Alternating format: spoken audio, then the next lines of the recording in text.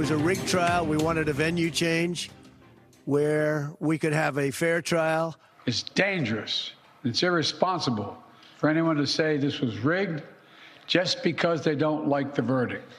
The current and former president hold dual news conferences less than 24 hours after a jury found Donald Trump guilty on all counts in his hush money case. Good evening and thanks for joining us. I'm Glenn Jones. The verdict was historic. It was quite a day yesterday. And today, the former president and presumptive 2024 GOP nominee lashed out over the jury's decision. Trump was convicted on 34 felony counts of falsifying business records in a scheme that silenced a porn star, in effect, interfering with the 2016 presidential election. During a news conference, he slammed the verdict, the judge, and the process, vowing to appeal what he calls a political persecution, while President Biden said, no one is above the law. So we're going to be appealing this scam. We're going to be appealing it on many different things. He wouldn't allow us to have witnesses. He wouldn't allow us to talk. He wouldn't allow us to do anything. The judge was a tyrant. Our justice system has endured for nearly 250 years. And it literally is the cornerstone of America, our justice system. The justice system should be respected, and we should never allow anyone to tear it down. So far, Republicans in Washington have rallied around their presumptive nominee despite the courtroom outcome. And the Trump campaign said a surge of post-verdict donations has crashed their fundraising site.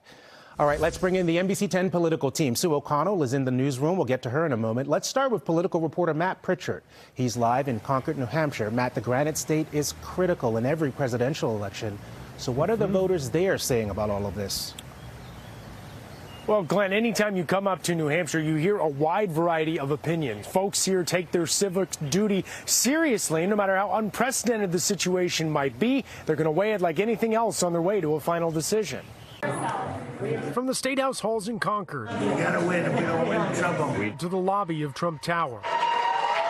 The 2024 campaign has had plenty of twists and turns for Donald Trump, with the sweeping guilty verdict in his criminal hush money trial the latest hurdle in his bid for a second term. Every little thing that he does, they throw the book at him. And New Hampshire GOP Chair Chris Ager calling the case politically motivated. I'm predicting that with this verdict, Donald Trump will win New Hampshire. People are very fired up. They're angry at the system, and they see Donald Trump as kind of the antidote to that system that doesn't represent the average person. But Granite Staters seem ready to make up their own minds, split on what this verdict means for their vote. I saw it on my phone that he was guilty on all counts. Yeah. But there's more to that. There's more to that story than what it appears to be. Our neighbor comes running out. She goes, "Guilty!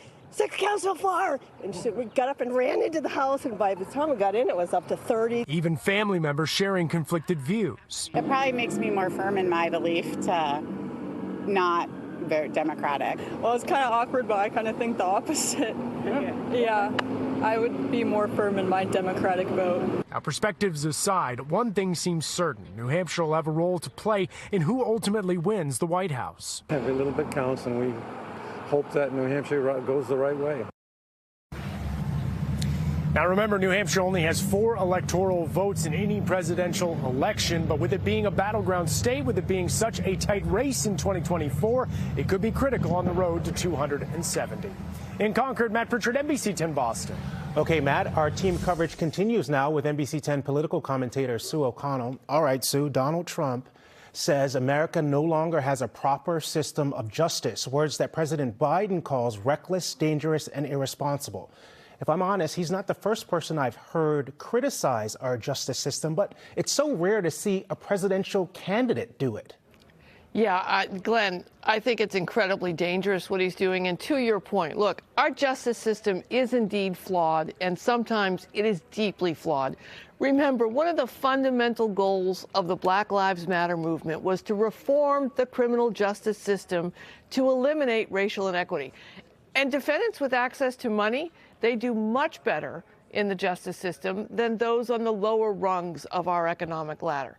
But Donald Trump, many of his supporters, and many Republicans were not in the least bit concerned about taking a hard look at our justice system until Donald Trump started being held legally accountable for his actions. And suddenly, Trump and his supporters think that the backbone of the United States, our justice system, is being weaponized, but only because Trump has been found guilty, and only because I think Trump would weaponize the justice system if he gets elected. Now, Trump and his court behavior, his violation of the gag orders, his repeated defamation, has shown zero respect for the justice system.